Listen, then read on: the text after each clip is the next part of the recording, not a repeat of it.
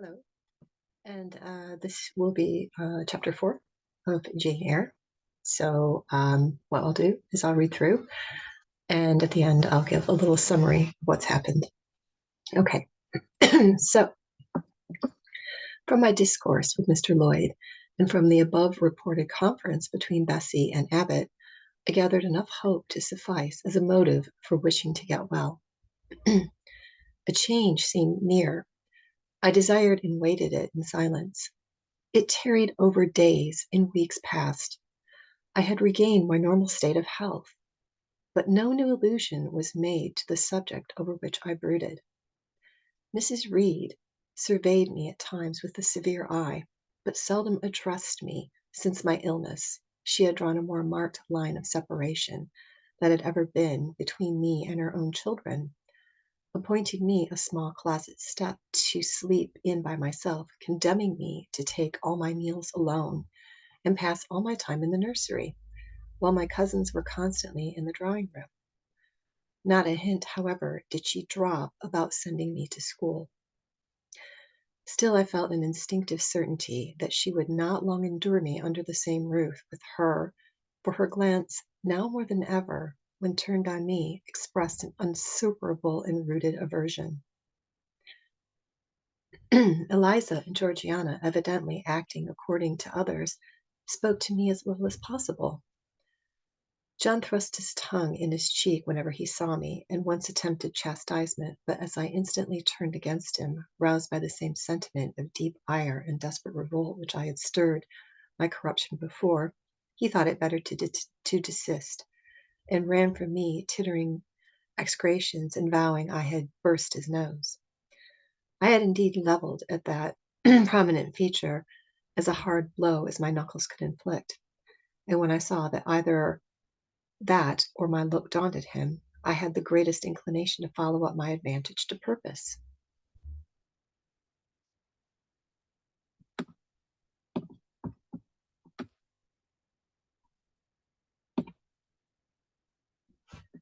But he was already with his mamma. I heard him in a blubbering tone commence the tale of how the nasty Jane Eyre had flown at him like a mad cat. He was stopped rather harshly. Don't talk to me about her, John. I told you not to go near her. She's not worthy of notice. I do not choose that either you or your sisters should associate with her. For leaning over the banister, I cried out suddenly and without at all deliberating on my words, "They're not fit to associate with me."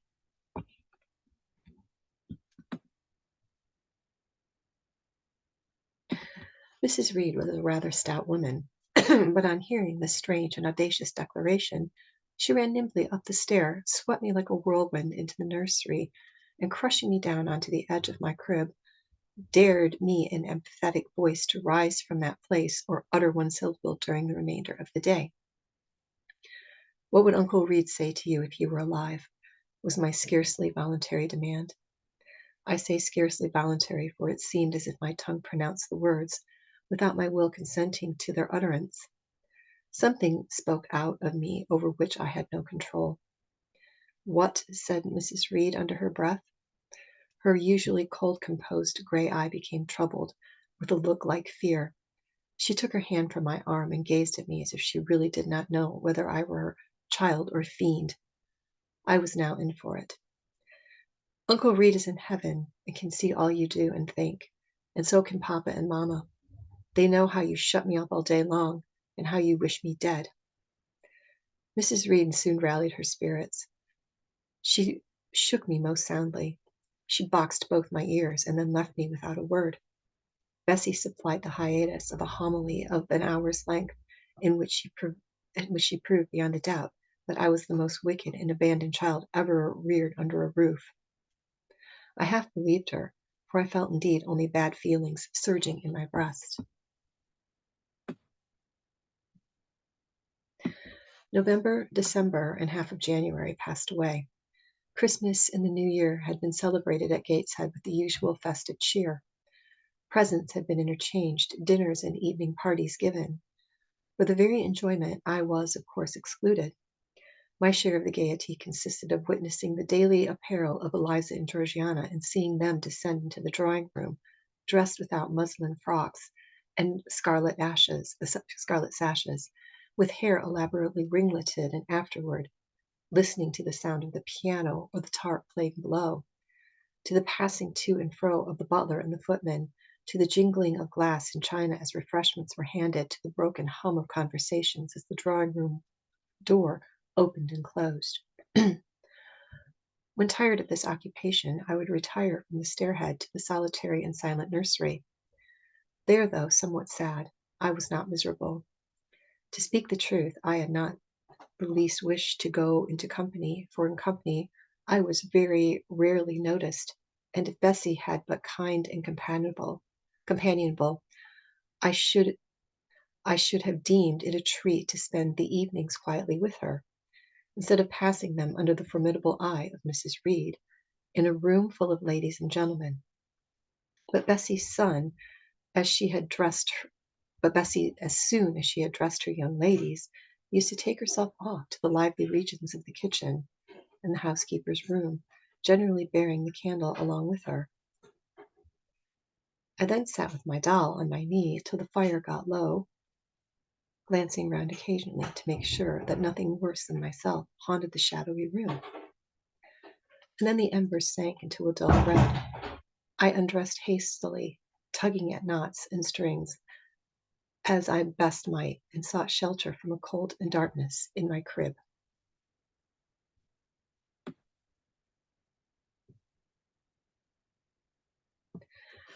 To this crib I always took my doll. Human beings must love something, and in the dearth of one worthier objects of affection, I contrived to find pleasure in loving and cherishing a faded graven image, shabby as a miniature scarecrow.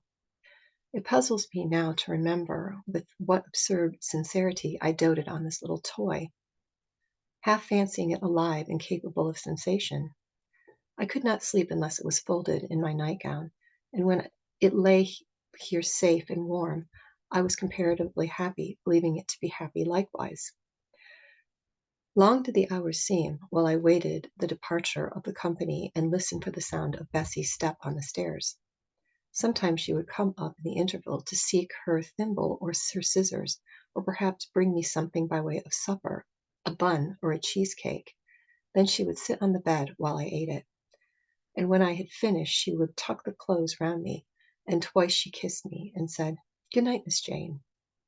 When thus gentle, Bessy seemed to me the best, prettiest, kindest being in the world, and I wished most intensely that she would always be so, pleasant and amiable, and never push me about or scold or task me unreasonably, as she was too often wont do. Bessy Lee, I must think I have been a girl of good natural capacity, for she was as smart in all she did, and had a remarkable knack of narrative, so that at least I judge from my impression made on me by her nursery tales. She was pretty, too, if my recollections of her face and person are correct. I remember her as a slim young woman with black hair.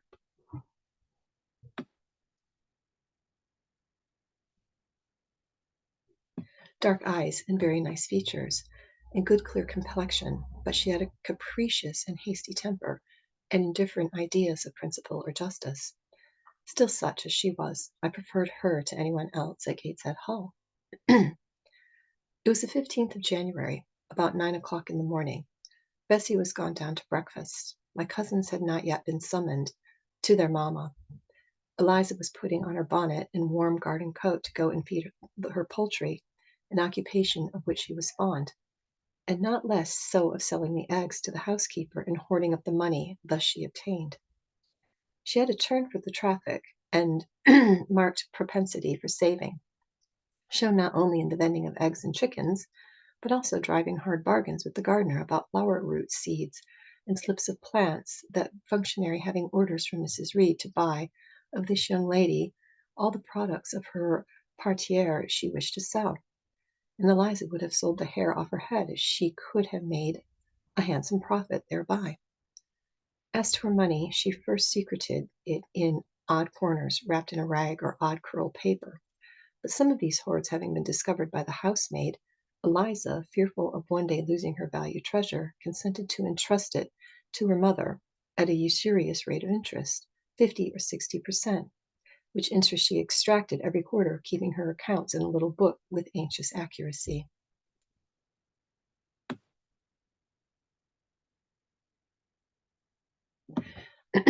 Georgiana sat on a high stool, dressing her hair at the glass, and interweaving her curls with artificial flowers and faded feathers, of which she had found a store in a drawer in the attic.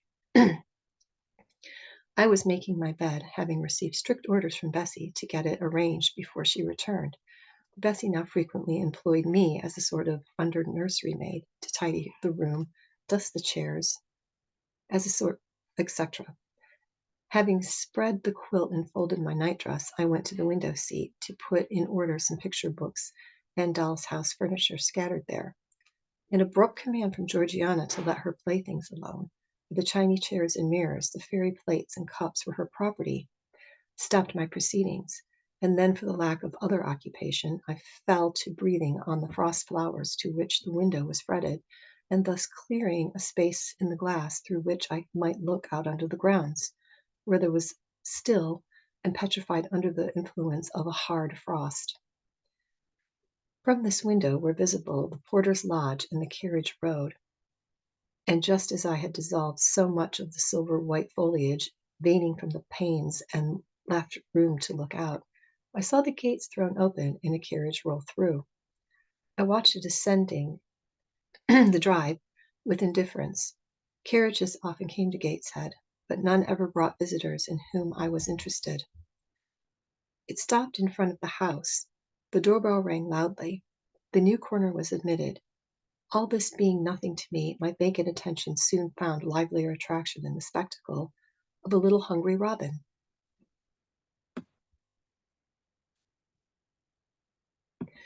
which came and chirped up on the twigs of the leafless cherry tree nailed against the wall near the casement. The remains of my breakfast of bread and milk stood on the table, and having crumbled a morsel of a roll, I was tugging the sash to pull the crumbs on the window sill when Bessie came running upstairs into the nursery. "Miss Jane, take off your pinafore. What are you doing there? Have you washed your hands and face this morning?" I gave another tug before I answered, for I wanted the bird to secure of its bread. The sash yielded. I scattered the crumbs, some on the stone sill, some on the cherry tree bough. Then closing the window, I replied, "No, Bessie, I've only just finished dusting." "Troublesome, careless child. And what are you doing now? You look quite red, as if you have been about some mischief. What were you opening the window for?" I was spared the trouble of answering, for Bessie seemed in too great a hurry to listen to the explanations. She hauled me to the washstand, inflicted a merciless but happy brief scrub on my face and hands with soap, water, and a coarse towel, disciplined my head with a bristly brush, denuded me of my pinafore, and then hurrying me to the top of the stairs, bid me go down directly, as I was wanted in the breakfast room.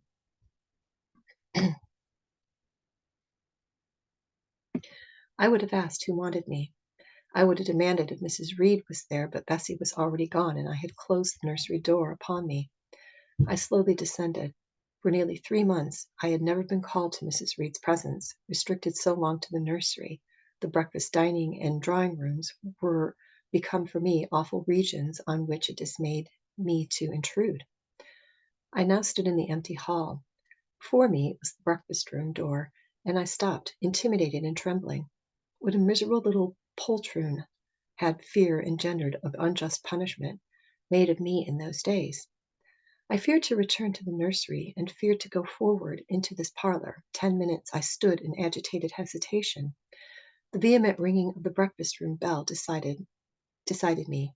I must enter.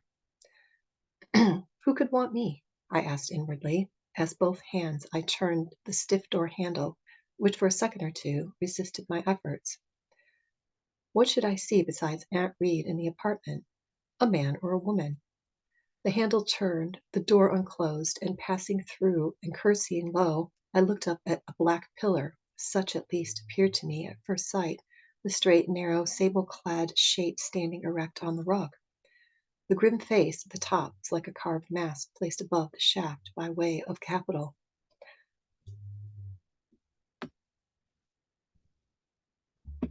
Mrs. Reed occupied her usual seat by the fireside. She made a signal to me to approach. I did so, and she introduced me to the stony stranger with the words, "This is the little girl respecting whom I apply to you." He, for it was a man, turned his head slowly towards where I stood, and having examined me with two inquisitive-looking gray eyes, which twinkled under a pair of bushy brows, said solemnly and in a bass voice, "Her size is small. What is her age?" "10 years."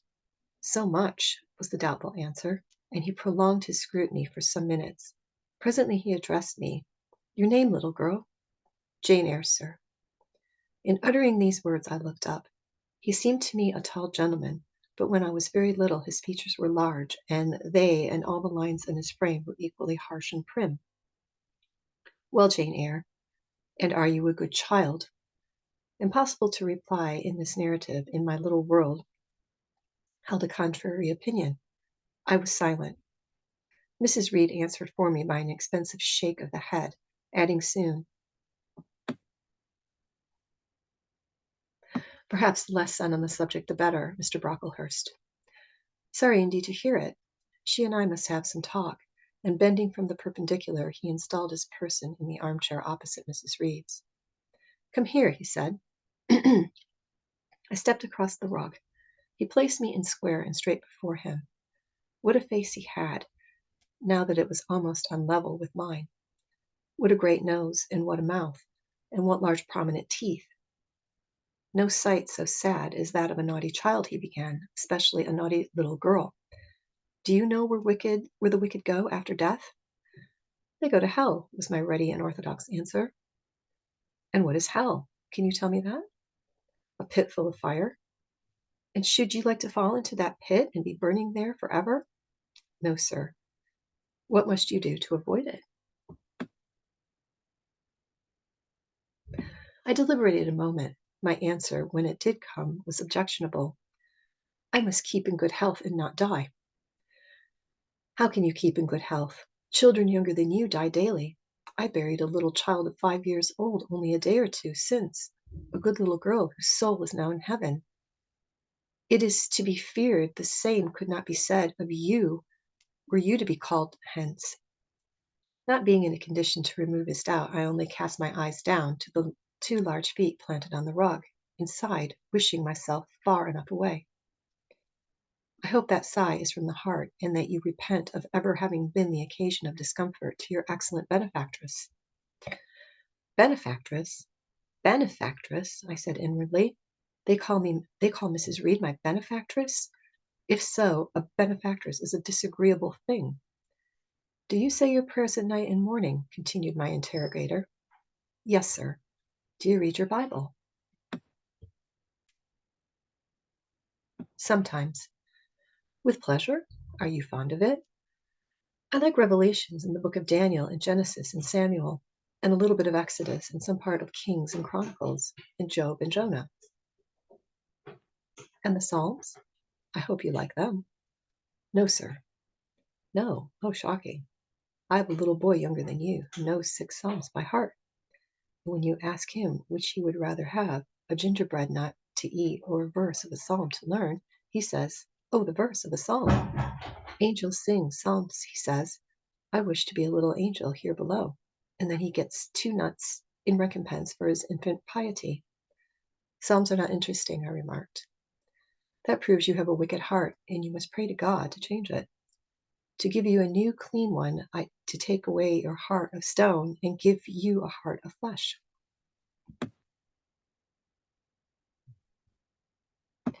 I was about to propound a question touching the manner in which that operation of changing my heart was to be performed, when Mrs. Reed interposed, telling me to sit down.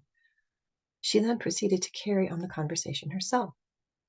"Mr. Brocklehurst, I believe I intimated the letter which I wrote to you 3 weeks ago, that this little girl has not quite the character and disposition I could wish. Should you admit her to Lawwood School, I should be glad if the superintendent and teachers were requested to keep a strict eye on her, and above all, to guard against her worst fault, a tendency to deceit. I mention this in your hearing, Jane, that you may not attempt to impose on Mr. Brocklehurst. Well might I dread, well I might dislike Miss Reed, for it was her nature to wound me cruelty. Never was I happy in her presence. However, I carefully obeyed. However strenuously I strove to please her, my efforts were still repulsed and repaid by sentences as the above. Now, uttered before a stranger, and the accusation cut me to the heart. I dimly perceived that she was already obliterating hope from the new phase of existence which she destined me to enter. I felt, though I could not have expressed the feeling, that she was sowing aversion and unkindness along my future path. I saw myself transformed under Mr. Brocklehurst's eye into an artful, noxious child, and what could I do to remedy the injury?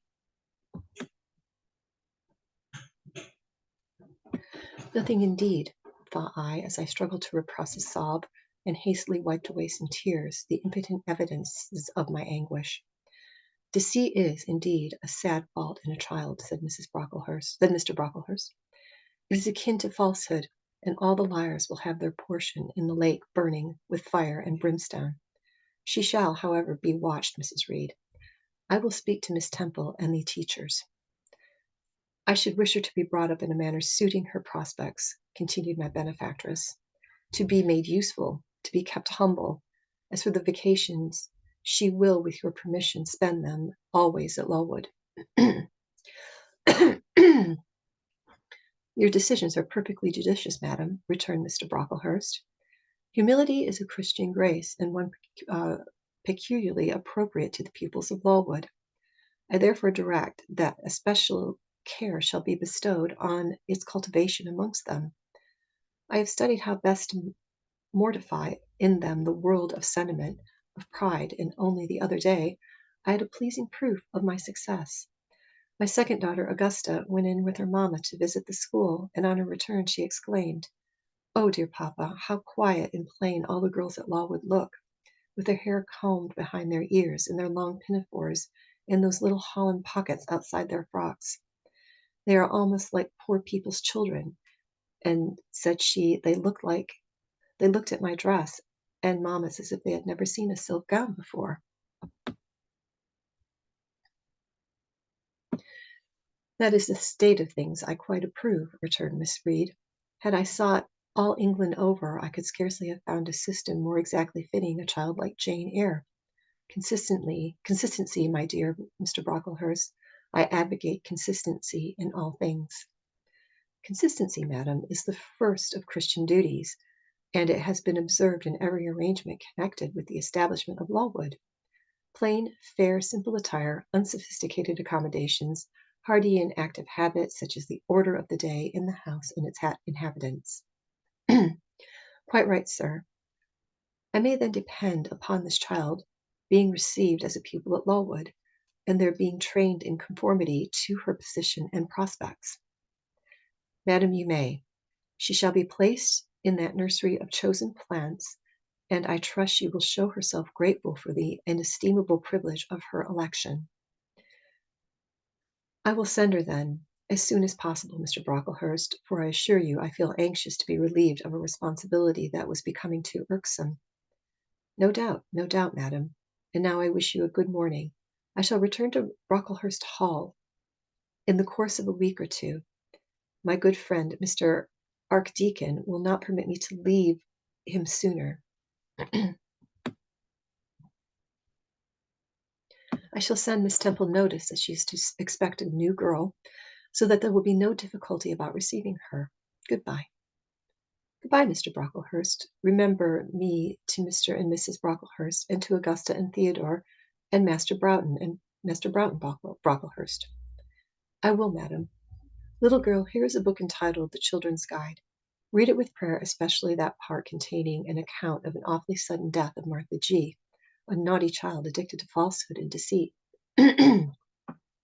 With these words, Mr. Brocklehurst put into my hand a thin pamphlet sewn in a cover, and having rung for his carriage, he departed. Mrs. Reed and I were left alone. Some minutes passed in silence. She was sewing. I was watching her. Mrs. Reed might be at that time some 6 or 7 and 30. She was a woman of robust frame, square-shouldered and strong-limbed, not tall and not stout, not obese. She had a somewhat large face, and under the jaw being much developed, a very solid. Her brow was low, her chin large and prominent, mouth and nose sufficiently regular. Under her light eyebrows glimmered an eye devoid of ruth. Her skin was dark and opaque, her hair nearly flaxen. Her constitution was sound as a bell. Illness never came near her. She was an exact, clever manager. Her household and tenantry were thoroughly under her control. Her children only at times defied her authority and laughed it to scorn. She dressed well and had a presence and port calculated to set off handsome attire. Sitting on a low stool a few yards from her armchair, I examined her figure. I perused her features. In my hand I held the tract containing the sudden death of the liar, to which narrative my attention had been pointed as to an appropriate warning. What had just passed, what Miss Reed had said concerning to me, Mr. Brocklehurst, the whole tenor of their conversation, was recent, raw, and stinging in my mind. I had felt every word as acutely as I had heard it plainly, and a passion of resentment fomented now within me. Mrs. Reed looked up from her work. Her eye settled on mine. Her fingers at the same time suspended their nimble movements. Go out of the room, return to the nursery, was her mandate. My look or something else must have struck her as offensive, for she spoke with extreme, though suppressed irritation. I got up. I went to the door. I came back again. I walked to the window across the room, and then close up to her. Speak I must. I had been trodden on severely and must turn. But how? What strength I had to dart relutation at my antagonist. I gathered my energies and launched them into this blunt sentence. I am not deceitful. If I were, I should say I loved you, but I declare I do not love you. I dislike you, the worst of anybody in the world except for John Reed. And this book about the liar, you may give your girl Georgiana, for it is she who tells lies, and not I. Mrs. Reed's hands lay on her work, inactive. Her eye of ice continued to dwell freezingly on me. What more have you to say? She asked, rather in a tone in which a person might address an opponent of an adult age than such as an ordinary used to a child. That eye of hers, that voice stirred every antipathy I had. Shaking from head to foot, I thrilled with ungovernable excitement. I continued, I'm glad you are no relation of mine. I will never call you aunt again for as long as I live. I will never come to see you when I am grown up. And if anyone asked how I liked you and how you treated me, I will say the very thought of you makes me sick, and that you treated me with miserable cruelty. How dare you affirm that, Jane Eyre? How dare I, Mrs. Reed? How dare I? Because it's the truth. You think I have no feelings and that I can do without one bit of love or kindness, but I cannot live so, and you have no pity.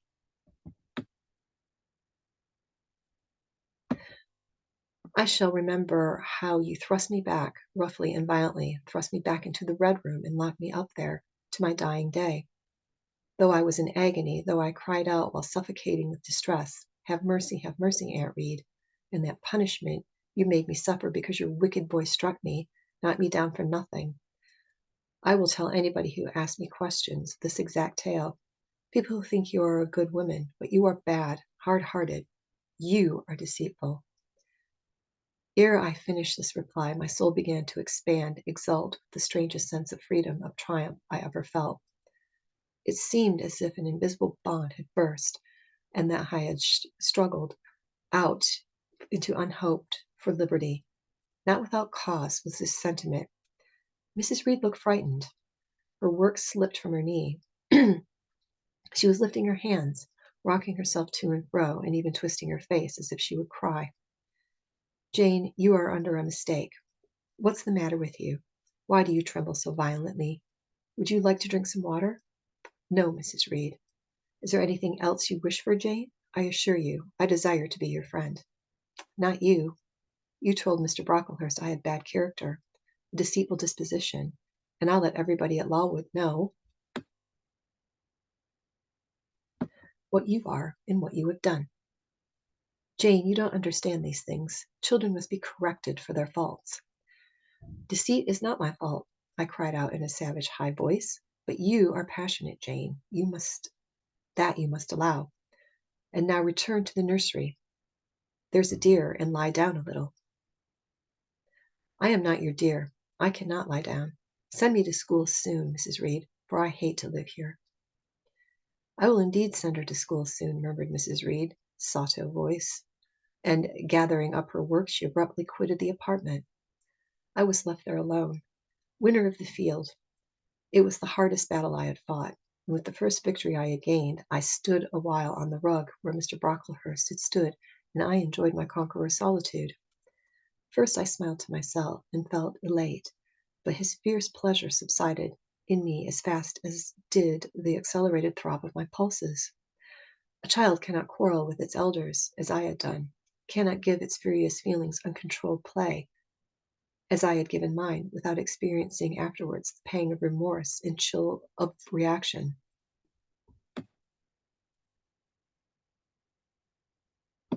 A ridge of lighted heath, alive, glancing, devouring, would have been a meat of emblem of my mind when I accused and menaced Mrs. Reed. The same ridge of black and blasted after the flames are dead would have represented as meetly my subsequent condition, when half an hour's silence and reflection had shown me the madness of my conduct and the dreariness of my hated and hating position. Something of vengeance I had tasted for the first time, as aromatic wine it seemed on swallowing, warm and racy. Its after flavor, metallic and corroding, gave me a sensation as if I had been poisoned. Willingly I would now gone and asked Mrs. Reed's pardon, but I knew, partly from experience and partly from instinct, that was the way to make her repulse me and double scorn, thereby re-exciting every turbulent impulse of my nature.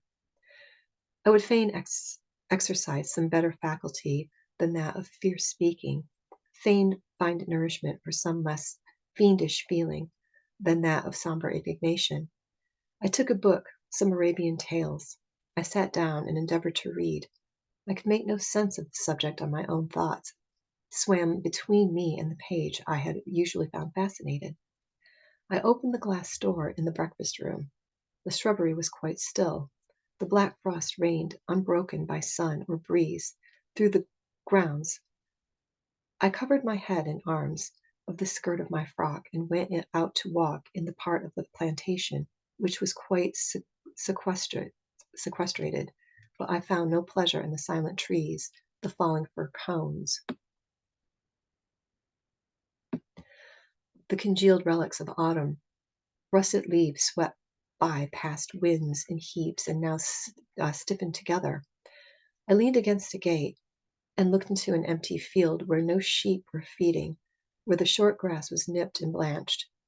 It was a very gray day, a most opaque sky, unding the snow, canopied all fence flakes felt at intervals which settled on the hard path and on the hoary lea without melting. I stood a wretched child on the hoary lea without melt. Oh, I read that already. I stood a wretched child, whispering to myself over and over again, "What shall I do? What shall I do?" All at once I heard a clear voice call, "Miss Jane, where are you? Come to lunch." It was Bessie. I knew well enough I did not stir. Her light step came tripping down the path. "You naughty little thing," she said. "Why do you not come when you are called?" Bessie's presence, compared with the thoughts over which I had been brooding, seemed cheerful, even though as usual she was somewhat cross. The fact is, after my conflict and victory over Mrs. Reed, I was not disposed to care much for the nursemaid's transitory anger, and I was disposed to bask in her youthful lightness of heart. I just put my 2 arms around her and said, "Come, Bessie, don't scold." The action was more frank and fearless than any I was habituated to indulge in. Somehow it pleased her. "You are a strange child, Miss Jane," she said, and she looked down at me. "A little roving solitary thing, and you are going to school, I suppose?" I nodded. And won't you be sorry to leave poor Bessie? What does Bessie care for me? She's always scolding me. Because you're such a queer and frightening shy little thing, you should be bolder. What? To get more knocks? Nonsense, but you are rather put upon, that's certain. My mother said when she came to see me last week that she would not like a little one of her own to be in your place. Now come in, and I've got some good news for you. I don't think you have, Bessie. Child, what do you mean? What sorrowful eyes you fix on me. Well, but Mrs. and the young ladies and Master John are going out to tea this afternoon, and you shall have tea with me. I'll ask cook to bake you a little cake, and then you shall help me to look over your drawers, for I am soon to pack your trunk. Mrs. intends you to leave Gateshead in a day or two, and you shall choose what toys you like to take with you. Bessie, you must promise not to scold me any more till I go. Well, I will, but mind you are a very good girl, and don't be afraid of me. Don't start when a chance to speak rather sharply is so provoking.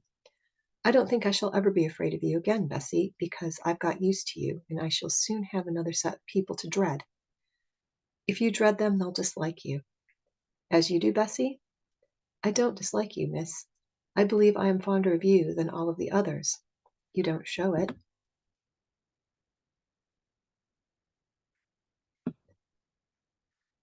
You little sharp thing, you've got quite a way of talking. What makes you so venturesome and hearty?